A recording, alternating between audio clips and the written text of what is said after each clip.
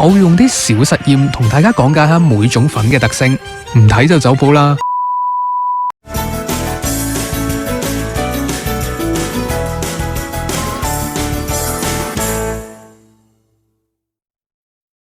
Hello， 大家好，農曆新年就嚟到啦，相信各位喺每年都食唔少嘅蘿蔔糕噶啦。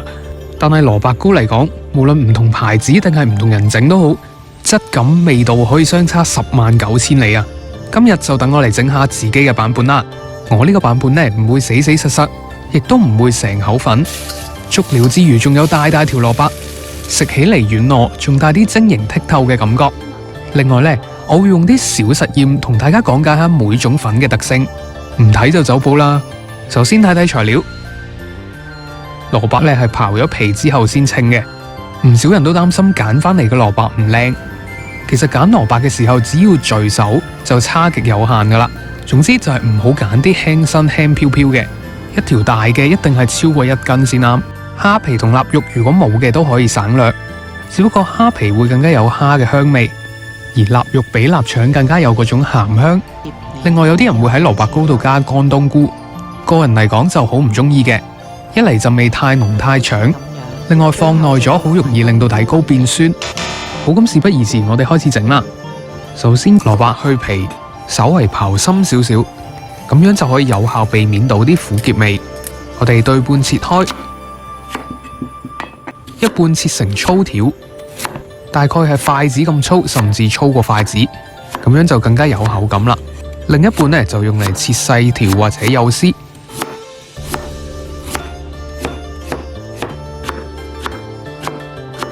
大家可以睇睇粗同幼有幾大分別。乾葱切碎，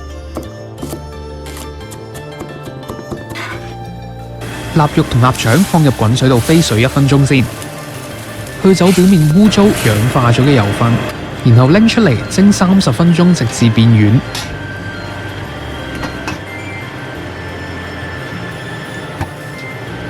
然後就可以切細粒。個人就中意細粒啲，就好似碎咁樣。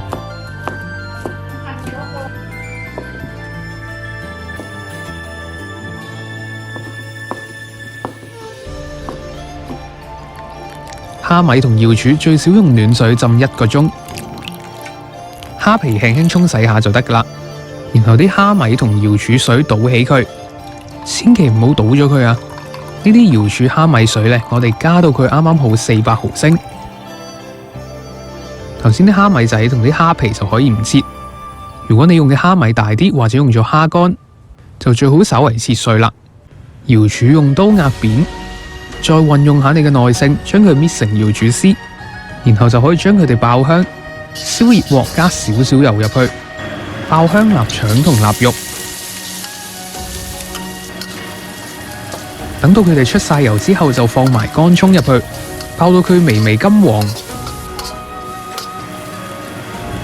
再放埋啲蝦米同瑤柱兜勻佢，最後擺埋蝦皮，所有材料爆到金黃色就可以裝起備用，千祈唔好爆燶佢哋啊！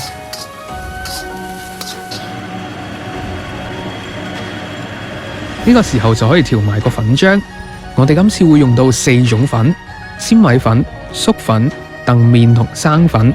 咁由於時間關係呢，我就已經按照我自己食譜嘅比例放咗入個大碗度啦。我哋分幾次放入頭先 top up 到400毫升嘅瑤柱蝦米水同清水，攪勻晒佢，直到冇晒粉粒，加埋鹽同胡椒粉調味，仲有1湯匙油同埋雞粉。咁個粉漿已經完成噶啦。可能大家會問，點解要用4種粉撈埋咁麻煩呢？依家就等我分別講下呢4種粉嘅特性啦。粘米粉係直接用米磨成嘅，所以有好重嘅米香，但係質感比較粉，而且冇彈性。如果蘿蔔糕淨係加粘米粉嘅話，雖然實，但係會好易散開。粟粉熟咗係完全唔透明嘅，結實而冇彈性，可以令到個蘿蔔糕更加挺身唔易散。但係加太多嘅話呢，會令到個蘿蔔糕變咗石頭。之前水泥肉餅段片都用咗佢嚟做示範噶啦，大家有興趣可以去睇翻。澄麵就係冇筋性嘅小麥麵粉，熟咗嘅樣係半透明嘅，滑身有微微嘅彈性。有啲中式點心嘅皮，例如蝦餃皮同埋潮州粉果嘅皮呢，就係用佢嚟整噶啦。加入蘿蔔糕度呢，可以令到佢口感更加滑。生粉就係薯仔嘅澱粉，熟咗之後係完全透明嘅，而且非常之有彈性，可以令到個蘿蔔糕更加煙韌，亦都會更加滑。不過加太多就會變橡筋噶啦。另外，我發現有好多朋友分唔到泰國生粉同生粉。泰國生粉其實係我哋講嘅木薯粉，雖然原材料唔同，但係佢哋嘅特性都係非常之相似，所以基本上係可以互換嘅。而家清楚了解晒呢啲粉嘅屬性特質，咁之後大家就可以根據自己嘅口味嚟改良呢個比例啦。之後就可以生炒蘿蔔啦。燒熱鑊加少少油，先放啲粗條落去，用中火炒4分鐘到。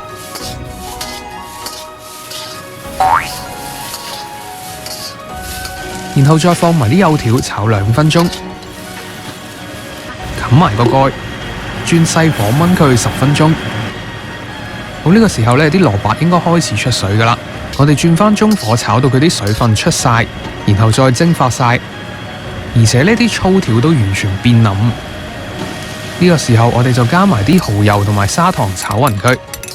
大家可以見到個底係冇水咁滯嘅。如果嫌生炒麻煩嘅話，都可以將啲蘿蔔出水嚟代替。不過我就中意生炒嘅原汁原味啦。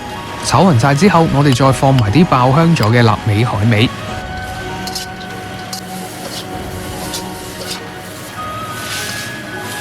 加200毫升水，煮滾咗之後呢，即刻熄火，倒入大概一半頭先開咗嘅粉漿，用力撈勻晒佢哋，去到一個非常之黏稠嘅狀態。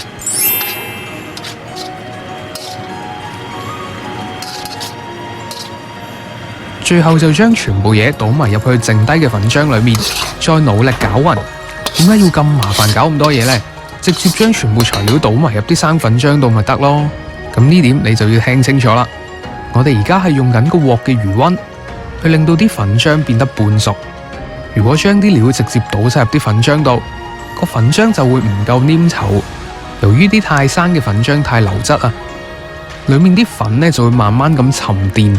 沉晒落底，個面頭就剩翻啲好稀嘅水，所以最後蒸出嚟個底就會太硬，個面就會太稀啦。簡單嚟講就係唔均勻。攪完啲粉漿，我哋就準備個模啦。個模度我哋先搽上一層油，然後倒啲粉漿入去，輕輕掃平佢。我食譜嘅材料咧可以整兩底呢個 size。呢個模長20厘米，闊9.5厘米，而我底糕呢就高4厘米嘅。最後就到蒸嘅步驟啦。底糕我哋放入滾水裏面，建議預先鋪定錫紙或者保鮮紙，用嚟防止啲倒汗水滴落去。上面可以吉幾個排氣嘅窿，用大火蒸佢40分鐘。如果你用啲大啲嘅器皿，時間就會再長啲啦。好啦，出爐啦，我哋可以用筷子吉入去試一試佢熟嘅程度。如果冇啲未熟嘅粉漿黐住呢，就可以攞出嚟噶啦。揼埋啲蔥花同埋炒熟咗嘅芝麻。如果頭先抹油抹得均勻嘅話，就咁倒扣佢呢，就可以輕易自動咁脫模噶啦。睇下幾完美。如果大家想即刻食嘅話，可以隨時切嚟食嘅。但係依家切呢會有一個後果，就係太腍啦，切口會好唔整齊。不過睇下佢幾軟囉。如果想煎嚟食嘅話，一定要預先放入雪櫃，雪佢最少6個鐘，直至到佢變硬先切得。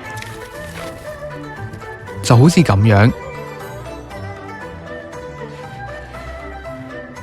係咪同未雪凍之前差好多呢？咁樣呢，照平時咁煎到金黃色。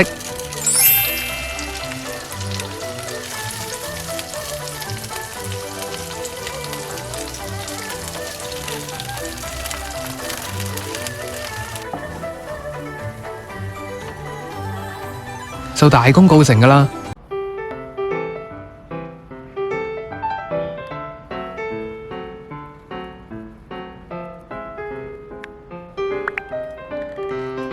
哇，外脆內軟，足料又鮮味，蘿蔔鮮甜得嚟，臘味海味嘅配搭都非常之好，味道一流啊！